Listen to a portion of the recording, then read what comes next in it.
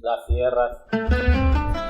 sierras y los caminos estaban ocupados militarmente. La poderosa máquina de guerra del imperialismo avanzaba sobre el Chipote. En ese entonces, la fuerza americana que había en Nicaragua era de 40.000 marinos.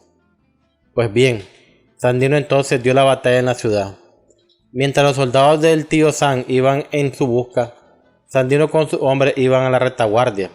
Y el 19 de septiembre, 10 días más tarde de la derrota en Las Flores, atacó duramente en la noche la ciudad de Telpaneca, que tiene 12.000 habitantes. El ataque tuvo el más franco éxito, porque los libertadores ocuparon la ciudad, con excepción de la línea trincherada de los americanos.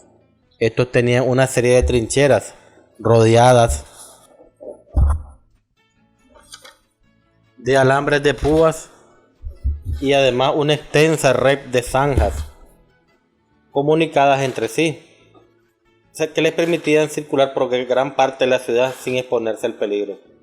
Pero Sandino pudo colocar su gente por lugares poco atrincherados y ocupó la ciudad tomando las alturas, en donde empezó sus ametralladoras y barrió a cuanto gringo asomó la cabeza sobre las zanjas.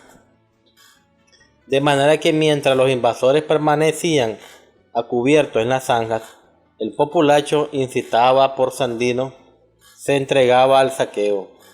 Toda la noche duró esta situación, hasta el día siguiente en la mañana, porque los aviadores comenzaron a situar sus bombas sobre las alturas ocupadas por Sandino y los suyos, que se retiraron por los bosques ordenadamente.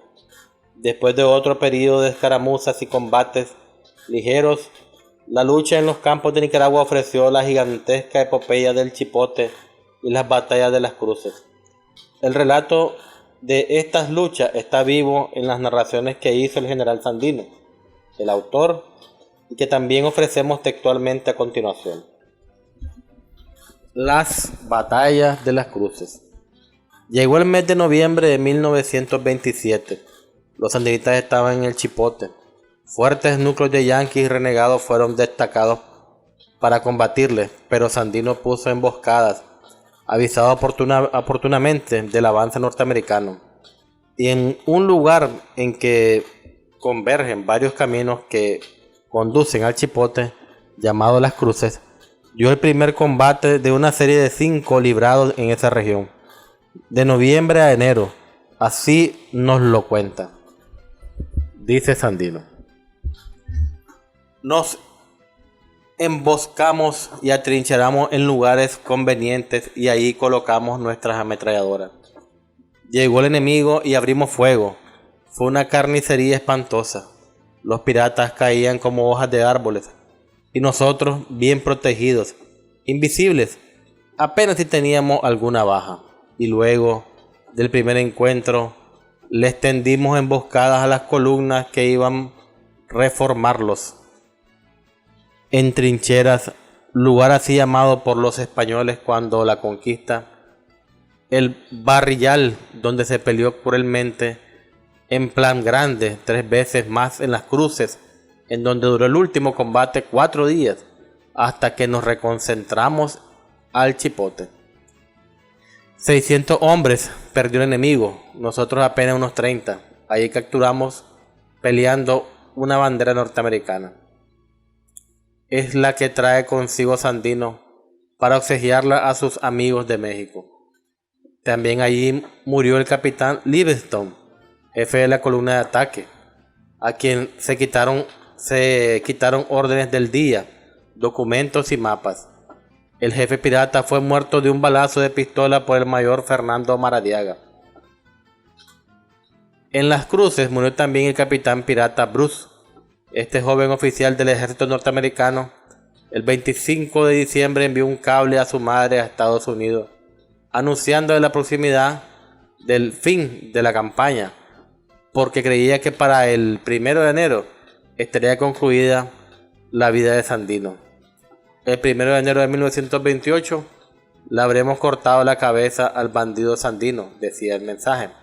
Bien, refiere sencillamente Sandino. Justamente el 1 de enero de 1928, Bruce tenía la cabeza sumida en el estómago, muerto en combate en las cruces.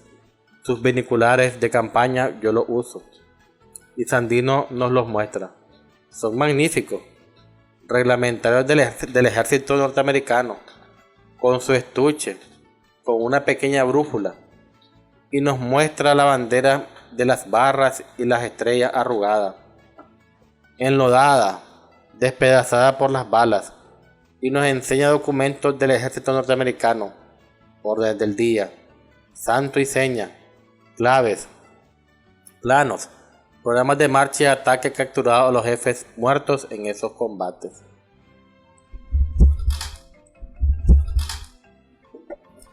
...16 días de sitio en el Chipote. Después de esas batallas, las más cruentas de las que se han librado en la lucha en Nicaragua, nos concentramos a El Chipote, que era el objetivo de los piratas. Pero la posición era difícil. Nos fueron cercando para evitar que nos aprovisionáramos, y el cerco se estrechaba cada vez más. No nos faltaban armas ni parque, porque en los últimos encuentros habíamos quitado al enemigo enormes cantidades de cartuchos y de armas espléndidas, nuevas y flamantes. Durante 16 días que estuvimos sitiados, diariamente tuvimos la visita de las escuadrillas aéreas de los piratas. A las 6 de la mañana aparecía la primera escuadrilla de 4 aparatos que se dedicaban a bombardear. Por supuesto, nosotros les dábamos también, y muchos pájaros fueron heridos de muerte. Después de 4 horas de bombardeo, nuestra escuadrilla sustituía a la primera y continuaba el fuego, hasta que pasadas 4 horas volvía la otra, y así sucesivamente sin parar hasta que llegaba la noche. Pocos daños personales nos hacía el bombardeo, porque estábamos bien protegidos, pero perdimos como 200 cabezas de ganado de la caballada de nuestro ejército y ganado vacuno para alimentarnos. La situación iba siendo grave porque la mortandad de animales había hecho la estancia allí insoportable por la descomposición de los cadáveres.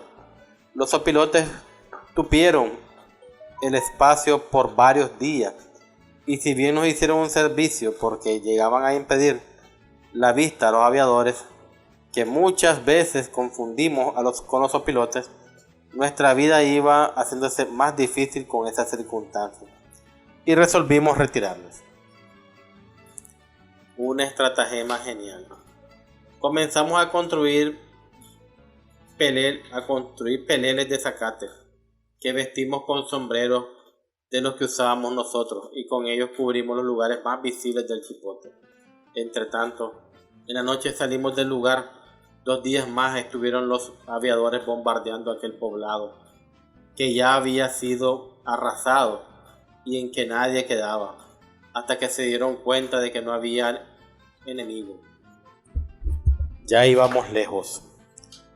Le faltaba mucho que aprender de nuestros sistemas, y la lucha ha seguido, ruda, cada vez más intensa. Pero el dinero norteamericano compra y se interpone entre nosotros y el mundo exterior, y se ha hecho el silencio sobre nuestra lucha. Por eso es que desde que Turcios renunció, poco se ha dicho de lo que pasa en Nicaragua, y allí seguiremos hasta que obtengamos la libertad o caigamos en la lucha. El saqueo en la mina La Luz. Al evacuar el Chipote, Sandino se dirigió al departamento de Jinotega y San Rafael del Norte, y la persecución de los yanquis se hizo más enconada. Hubo momentos en que el guerrillero se vio envuelto en peligros pavorosos, pero con esa institución que le ha guiado siempre, halló en todo tiempo la salvación de esos peligros. Fueron de 2 clases, el del enemigo y la traición entre algún ambicioso. Era una madrugada que llegó Sandino a una choza en un claro del bosque que le servía de abrigo. Iba rendido de la fatiga de una jornada de la noche y vestía un traje blanco de montar. Apenas habla entrado a la casa, a descansar cuando los aviadores americanos iniciaron un raid bombardeando el lugar. Cubierto con una capa negra, Sandino se ocultó entre los matorrales vecinos y ahí permanecía esquivando el ataque, mientras otros lados sus soldados ametrallaban a los aviones. Cuando apercibió muy cerca del general José Santos Siqueiros, jefe de su estado mayor, que pistola en mano le apuntaba, Sandino, malicioso, empuñó rápido su revólver y exigió a Siqueiros que se colocara en otro lugar. Repitió la orden y pistola en mano hizo cumplirla. Más tarde, Siqueiros quedó convicto de traición. Abandonó las filas desertándose y fue capturado y ejecutado, para ejemplo de los demás, algunas semanas después. Pero entre tanto, Sandino había sido localizado y pronto se vio rodeado de enemigos por todos lados, verdaderamente envuelto. La cargada era enorme. No menos de 10.000 hombres perseguían como cazadores a Sandino en un círculo que cada vez se estrechaba más. Entre vericuetos y senderos ignorados, pudo al fin salir para caer en otro círculo más amplio de yanquis que estaban muy decididos a llevarse la cabeza del bandit. Ante tal situación, Sandino hubo de marchar al pueblo más cercano.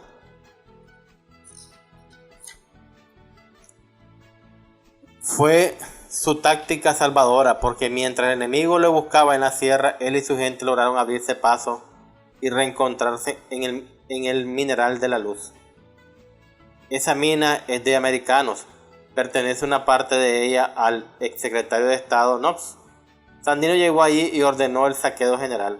La mina fue totalmente destruida y volada con dinamita y el poblado saqueado.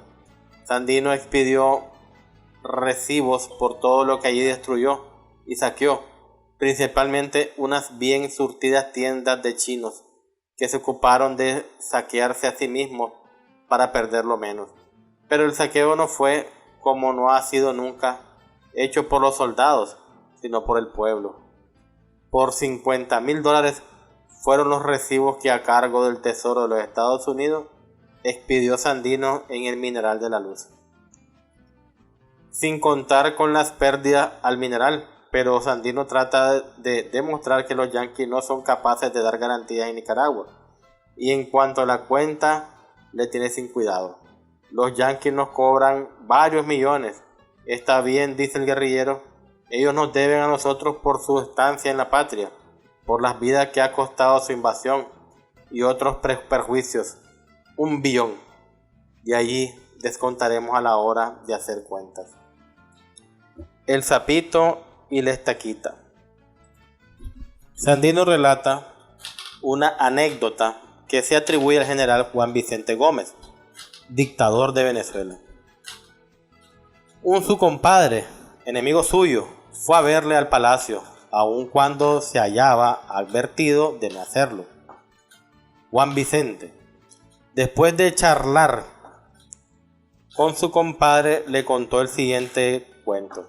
Oiga, compadre, aquí está una estaquita y aquí un sapito. Si el sapito salta sobre la estaquita y se clava en ella, ¿quién tiene la culpa? El sapito, compadre, respondió el visitante. A la salida del palacio fue aprehendido y encarcelado por varios años. Juan Vicente era la estaca y el compadre el sapito, que tuvo la osadía de brincar y se clavó. Pues bien, en Nicaragua el sapito son los yanquis, nosotros la estaquita. Ellos se están clavando más y más cada día. La culpa es de ellos. La espantosa carnicería del Bramadero. Sandino mantiene en su ejército la más completa disciplina. Un coronel muy estimado suyo, Antonio Galeano, valiente y leal, fue encomendado para hacerse cargo de la jefatura de una plaza.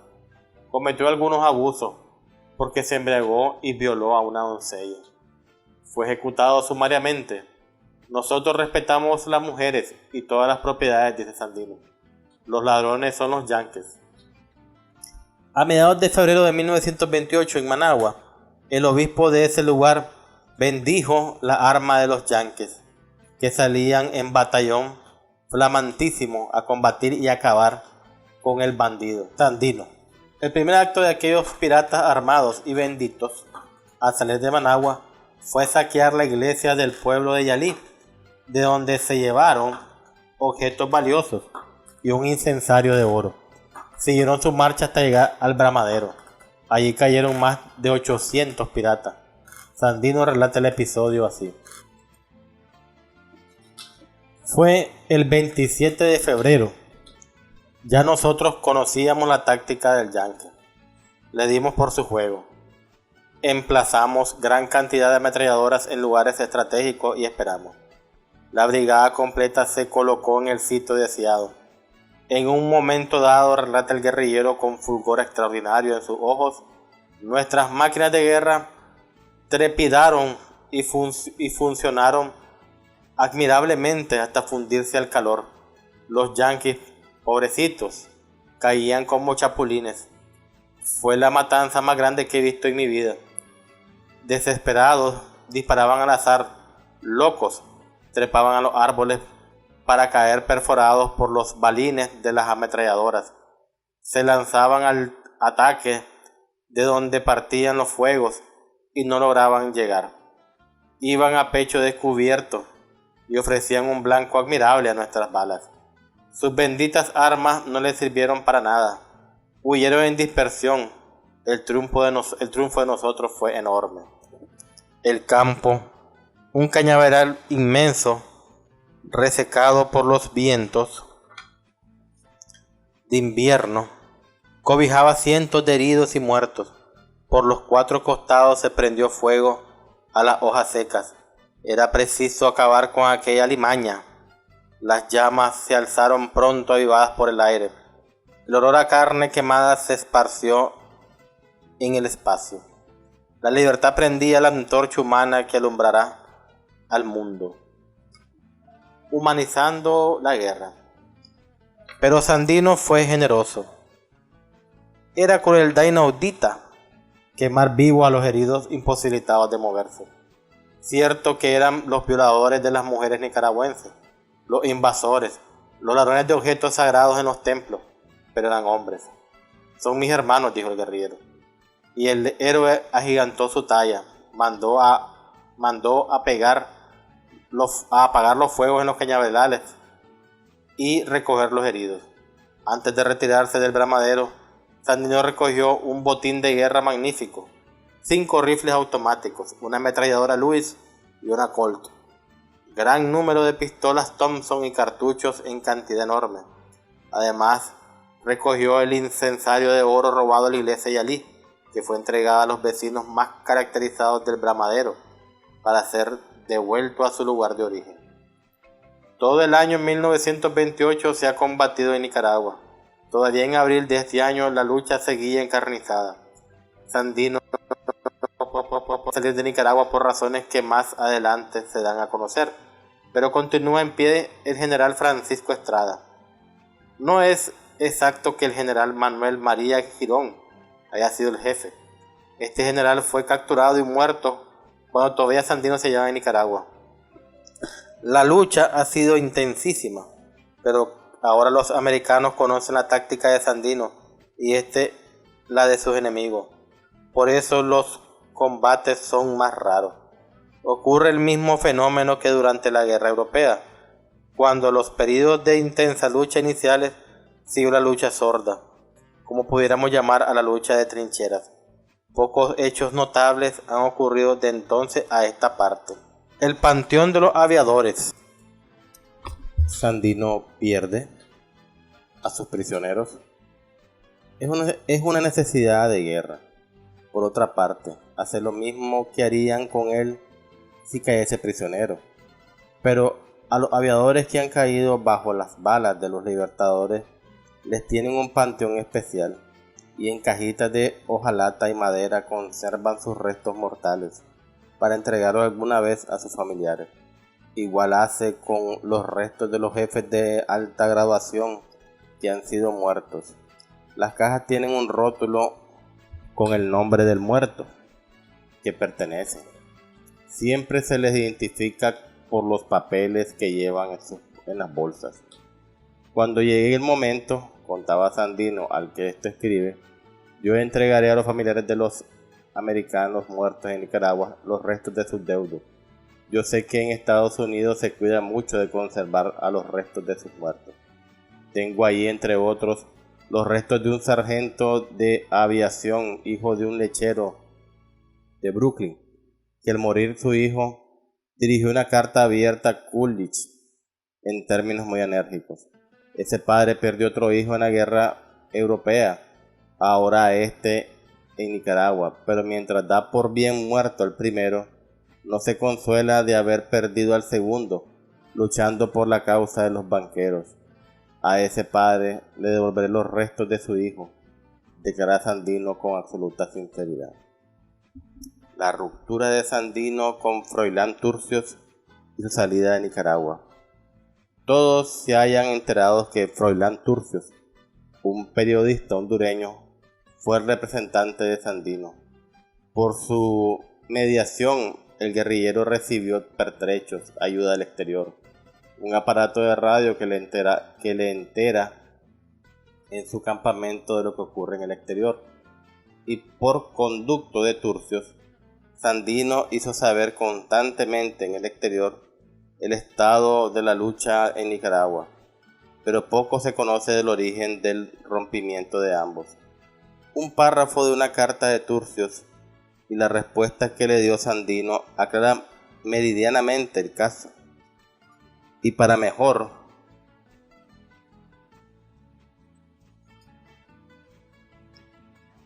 inteligencia lo damos a conocer tomado de los documentos originales que por hallarse escrito a mano no fue posible fotografiar. De Froilán Turcios para Sandino, 22 de noviembre de 1928, fechada en Tegucigalpa. Amigo querido, hermano, aunque lo que voy a decirle contraria a sus planes y su criterio, estoy en la imprescindible obligación de externarle mi ideología acerca del problema trascendental que tenemos enfrente. Considero un deber patriótico hablarle con absoluta confianza, con clara franqueza, y no debo ni quiero aludirlo. Materializada la situación nicaragüense con la elección del tal Moncada, la única probabilidad que veo de que se retiren los yanquis es que usted declare un documento público que yo haría imprimir aquí, que al salir el último de los verdugos del territorio de Nicaragua, usted pondrá término a su campaña. Que en la presidencia quede Moncada u otro traidor como él es cosa secundaria, de orden interior, fuera del vasto plan de la humanidad y de raza que da vida universal a su acción. Usted no está actuando en una guerra civil porque sea presidente este o aquel, el conservador o el liberal, sino una guerra de independencia, por arrojar de su patria al invasor que intenta esclavizarla. Logrado el máximo ideal, la salida de los verdugos yanquis, habrá usted alcanzado la más completa victoria. Es claro que sería mucho mejor la forma de un gobierno nacional libre de toda contaminación con los bandoleros rubios, teniendo como presidente a Lara o Salvatierra, pero mi querido amigo, esto es absolutamente imposible por ahora. Será factible en un próximo porvenir, en la elección presidencial de 1932. Creo que usted debe, a la mayor brevedad, lanzar un manifiesto. Usted guardaría sus armas en Costa Rica para utilizarlas nuevamente si volvieran los bucaneros, declarando que depondrá las armas tan pronto como los yanquis salgan de Nicaragua, y que de un país vecino observará el desarrollo de los acontecimientos nicaragüenses. Con este proceder, su lucha libertaria no servirá de pretexto a los conquistadores y a los traidores para la permanencia de los yanquis. Eso es lo que creo que debe hacer. Su nombre y su gloria que quedaron así inmortalizados en la mayor altura del civismo y la libertad. Esto sí, por suerte, los piratas se fueron, pero no se irán y la lucha continuará, y su manifiesto de negación y heroísmo cívico vendrá una vez más a ratificar la extraordinaria grandeza de su epopeya. La respuesta de Sandino. Mi querido maestro, muy a mi pesar, no puedo estar de acuerdo con usted en la insinuación de que se sirve hacerme en el párrafo de su carta, que paso a contestar por las razones siguientes. 2 puntos. La actitud mantenida por nosotros tenía por objeto inmediato interrumpir las elecciones presidenciales que se verificaron farsantemente el 4 de noviembre último, y en las cuales los piratas debían imponer a cualquiera de los caudillos que se disputaban el poder. Y ya usted conoce que suponíamos el caso mismo de que pudiera ser impuesto el traidor al liberalismo, 2 puntos, José María Moncada, aun cuando no obtuviera un solo voto. Ya se verificaron esas farsas eleccionarias con el resultado de haber sido impuesto Moncada, a pesar de haber sido interrumpidas por nosotros las mencionadas elecciones, y casi se verificó lo que sería Moncada el presidente, sin un solo voto. Los invasores no podían dejar pasar la ocasión que les presentó Moncada de hacer aparecer ante el mundo que el Partido Liberal acepta la intervención yanqui en los asuntos interiores de Nicaragua, con la cual aceptación quedaba para siempre muerta toda resistencia al imperialismo, porque sí fue el Partido Conservador el que comprometió nuestra soberanía con los imperialistas yanquis. ¿Qué mejor que los tratados suscritos por los conservadores quedaran aceptados por los liberales ya en el poder? ¿Por qué Moncada, entre paréntesis, no el Partido Liberal? Me referiré a este punto más adelante. Cierra paréntesis. Habiendo llegado al poder impuesto por los invasores, no promoverá la revisión de los tratados para anularlos, y la soberanía de Nicaragua, sin nuestra actitud, se habría perdido, si no para siempre, por lo menos habría costado más su recuperación. De poner mi actitud, sería tanto como no haber disparado un solo cartucho, porque los invasores, al verme desarmado, evacuarían el país entendidos de que el traidor Moncada hará la voluntad de los invasores, ya que la terminación de su periodo en el poder quedarían legalizados por los tratados celebrados por los conservadores con los imperialistas. Legalidad que siempre fue negada por el liberalismo, y es más, hasta podrían dictar una ley, Moncada y sus secuaces, que exprese que después de un periodo de gobierno liberal no hay lugar a la revisión de tratados, cosa que podría ser promovida por cualquier gobierno patriota que surgiera.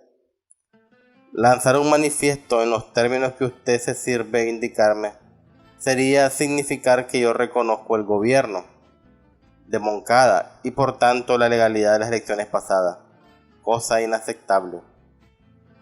El único que se beneficiaría con la salida de los piratas, quedando Moncada, sería yo, porque tendría oportunidad de salir del país con pretextos flojos, indignos de mi propia persona. En cambio, la soberanía de Nicaragua y de Centroamérica, perdida, si no para siempre, como dejo dicho, por lo menos aplazado su recobramiento por un tiempo más o menos largo. Adoptar una actitud floja en estos momentos tendría por resultado la pérdida de la autoridad moral que he logrado obtener para que se nos preste cooperación en nuestra lucha libertadora.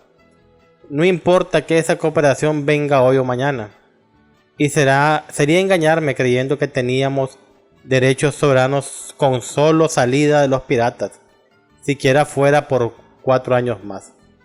Además, si no hay un medio de conseguir una libertad efectiva, y si la vida solo me sirviera para ver la agonía de mis connacionales, ningún aliciente tendría esa vida para su amigo que no mide ni pesa las dificultades que ofrece la lucha. Es decir, mi vida sería en ese caso un tormento para mí. Horror, 1000 veces que se acabara. No quiero la vida así. Y sería mejor, sería feliz con bajar con calma a mi sepulcro, mi querido maestro. Por otra parte, en los momentos que esta le escribo, nuestras actividades militares son fortísimas, y entre uno y otro objeto encierran la posibilidad de que la presión fuerte de nosotros provoque al enemigo a invitarnos a un arreglo decoroso que nos dé lugar, en calidad de vencedores, a rechazar todo arreglo con los piratas. No tenemos por qué hacerlo,